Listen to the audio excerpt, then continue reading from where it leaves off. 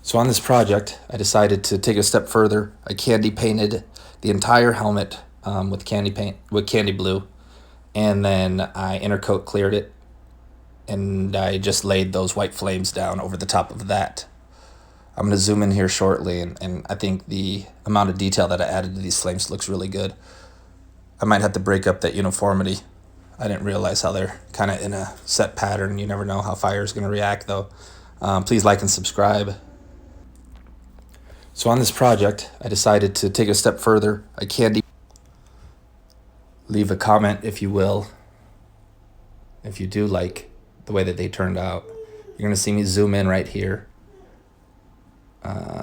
Right now. And, you know, the detail on the flames I think is awesome. In person, it looks so much better than it does in video.